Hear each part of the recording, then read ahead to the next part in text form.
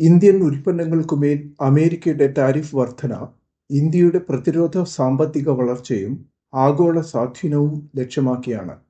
ഇത് നരേന്ദ്രമോദിക്കോ ബിജെപിക്കോ എതിരായിട്ടല്ല, മറിച്ച് ഇന്ത്യയുടെ വളർച്ചയെ തടയാനും മേക്ക് ഇൻ അമേരിക്ക എന്ന ദീർഘകാല പദ്ധതിയുടെ ഭാഗമായിട്ടുള്ളതുമാണ്.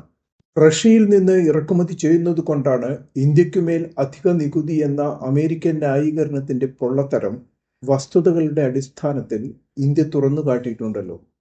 പ്രതിപക്ഷ പാർട്ടികൾ ഉൾപ്പെടെ എല്ലാ ഇന്ത്യക്കാരും ഇത് മനസ്സിലാക്കുകയും അതിനനുസരിച്ച് പ്രവർത്തിക്കേണ്ടതും ആവശ്യമാണ്.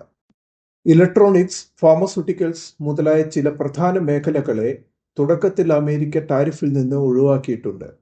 ഈ മേഖലകളിലെ പെട്ടെന്നുള്ള വില വർധന ശരാശരി അമേരിക്കക്കാരനെ നേരിട്ട് ബാധിക്കുമെന്നതുകൊണ്ടാണിത്. അടുത്ത കാലത്തായി ഇന്ത്യയാണ് ലോകത്തിലെ ഏറ്റവും വേഗത്തിൽ വളരുന്ന സമ്പദ് വ്യവസ്ഥ. ലോക ശരാശരിയുടെ ഇരട്ടിയിലധികം GDP വളർച്ചയോടെയാണ് നമ്മുടെ മുന്നേറ്റം. ഇന്ത്യയുടെ പ്രതിരോധ ശേഷിയും ഓപ്പറേഷൻ സിന്ദൂർ പോലുള്ള വിജയകരമായ സൈനിക ദൗത്യങ്ങളിലൂടെ ലോകത്തിനു മുന്നിൽ തെളിയിച്ചിട്ടുണ്ട്.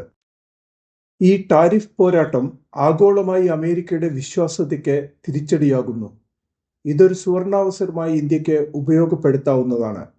നിലവിലെ ഭാരത സർക്കാർ കൂടുതൽ രാജ്യങ്ങളിലേക്ക് കയറ്റുമതികൾ വ്യാപിപ്പിക്കാനും കഴിയുന്നത്ര അന്താരാഷ്ട്ര പിന്തുണ നേടാനുമുള്ള ശ്രമത്തിലാണ്. ട്രംപിന് മേക്ക് ഇൻ അമേരിക്ക പോലെയോ അതിലധികമോ പ്രധാനമാണ് മോദിക്ക് മേക്ക് ഇൻ ഇന്ത്യ എന്നത് ഓരോ ഭാരതീയന്റെയും ആത്മവിശ്വാസം വർദ്ധിപ്പിക്കുന്നതാണ്. പ്രധാനമന്ത്രി മോദിയുടെ കൂടുതൽ ആഭ്യന്തര ഉൽപ്പന്നങ്ങൾ ഉപയോഗിക്കാനുള്ള ആഹ്വാനം, സ്ഥിരതയും ഭയമില്ലാതെയുമുള്ള ആഗോള നയ രൂപീകരണം തുടങ്ങിയവ ഭാരതത്തിന്റെ വികസിത രാഷ്ട്രത്തിലേക്കുള്ള നിർണായക ചുവടുകളാണ്.